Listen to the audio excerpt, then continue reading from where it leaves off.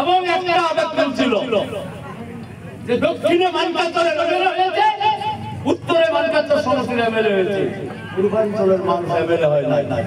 তাই এআইডিএফ দলে আমিনুল ইসলাম সাহেব আমরা কত ভোটে বিপুল ভোটে, এবং কংগ্রেস হাইকমান্ড আজও আমি জানি না কি অজ্ঞাত কারণ যে বদিয়ার মন্ডল সাহেবের মতো একজন জনপ্রিয় নেতাকে টিকিট থেকে বঞ্চিত করে ওনারা আমিনুল ইসলাম সাহেব কংগ্রেসের আমাদের জীবনটাকে শুরু হল।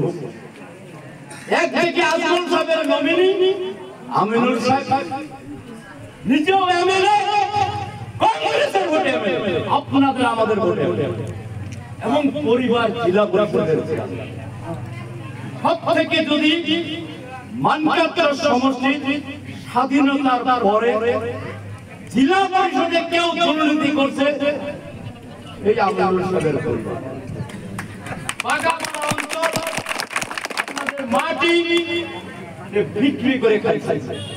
আজমল সাহেব ল্যান্ড অ্যাডভাইজারি বোর্ডের মেম্বার ছিল, সেই মেম্বারও আমিনুল, তার পরিবারও জেলা পরিষদের চেয়ারম্যান হিসেবে মেম্বার, সেই মেম্বারও একে পরিবারে 3 জন করে মেম্বার হয়ে এই পূর্বাঞ্চলের মাটি হস্তনষ্ট করে সব থেকে আপনাদের যে করুণ কাহিনী এই পূর্বাঞ্চলের মানুষের, এটা কি আপনারা জানেন? এই কালাবাণীতে যে বালা বালা উনার বালা আপনাদের বাবা এই বাবু শুক্রের একজন এবং এই অঞ্চলের কয়েকজন মিলি ভগত করে আপনাদের এই অঞ্চল ধ্বংস করে দিচ্ছে, হয় কিনা বলেন? ওই বদিয়ার মন্ডল সাহেব উনি যে রাস্তা বানিয়ে দিয়ে গেছে পূর্বাঞ্চলে, ওই রাস্তা আজকেও আপনাদের আছে। 2.5 বছরে কি রাস্তা হয়েছে কিবা? না, কিছুই হয়নি। খালি লুণ্ঠন রাজ, লুণ্ঠন রাজ, লুণ্ঠন রাজ। আর যখন লুণ্ঠন রাজ করে করে করে আমাদের কংগ্রেসের ভোট নিল, আমাদের এমএলএ আমরা ছাড়িয়ে দিলাম, আমরা ওনাকে ভোট আহ্বান করলাম, ওনাকে আমিনুল সাহেবকে দাও, আসামে কংগ্রেস সরকার আসবে, ওই আজমল সাহেবের একে নোকরামি ছেলেটাকে দিল বরপেটায়। এইবার লঙ্গি টুপি দাঁড়িয়ে সরকার আজমল সাহেবকে দিয়ে হেমন্ত বিশ্ব বলাই, আর আপনারা সামনে গিয়ে বলল এই মুখ্যমন্ত্রী হইতে আজমল সাহেব মুখ্যমন্ত্রী হইতেছে। তাই আপনারা আসামিদের এক হন, আপনারা বিজেপিকে ভোট দেন। এই বিজেপি সরকার আনার মানে হেমন্ত বিশ্ব একবার 75টা সিট দেয়, এখন এমনি নগর জিতবে না, ওখানে সিট দিবে দিয়ে যাবে ফার্স্ট দিয়ে বিজেপি জিতে, বিজেপি সরকার আছে। আর হেমন্ত যখন বিশ্বকর্মা মুখ্যমন্ত্রী হয়েছিল, আজমল সাহেবের নিজের ভাই সিরাজউদ্দিন আজমল বলছিল আর ভারতবর্ষের শ্রেষ্ঠ মুখ্যমন্ত্রী। আর এই আমাদের এক ভাই কথা বহু বলার, কথা বললে আবার আমার নামে কেস হয়, বিপ্লব ভাই কেস কালাবাণী যাবেন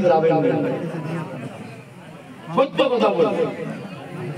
আচ্ছা আপনারা একটা কথা বলেন তো, যারা প্রবীণ মানুষ আছে, শহীদুল ইসলাম প্রয়াত মন্ত্রী জীবন ভরা যা পার্টি করুক, 83 সাল থেকে উনি পার্টি করছে কংগ্রেস, করছে কি করছে? ওই যে মোল্লা সাহেব এখানে বসে আছে বড় ভাই জহুরুল ইসলাম সাহেব যত মিটিং করছে একটা কথাই বলছে যে আমার এজিপির সাথে আশুর সাথে খারাপ, এই আশু এজিপির একটা ছাড়ে এই নেড়িতে হত্যাকাণ্ড করছে। আমি সইকে আর মন্ত্রী সভায় বলতেছিলাম এজিপি মানে জহুরুল ইসলাম আমাদের অঞ্চলের নাম ছিল আসাম গুন্ডা পার্টি, হয় কিনা? জহুরুল ইসলাম এজিপি আসাম গুন্ডা পার্টি বলতে বলতে বলতে বলতে হঠাৎ একদিন জহুরুল ইসলাম হার্টে মারা গেছে। আর বেটা কি কাম করলো? ওই গুন্ডা পার্টির লিডার হয়ে বাপের বরদোয়া নিয়ে ওই আমি মানকাচর সমষ্টির এমপি হলো, আমি লোককে ভোট আপনারা আমার দেন, ওই রকিবুল সাহেব নগাঁও থেকে আসছি ইমাস চালানি মাছ আজমল শাহ 15 বছর চালানি মাছ আমি লোকাল মাছ এই জাবেদ ইসলাম এমএলএ হয়েছিল 11 সনে আমরা খালি হেমন্ত সদর ফরদ দেখছি না হ্যাঁ দেখছি তরুণ গগৈ সাহেব চেঞ্জ করবে গেছিল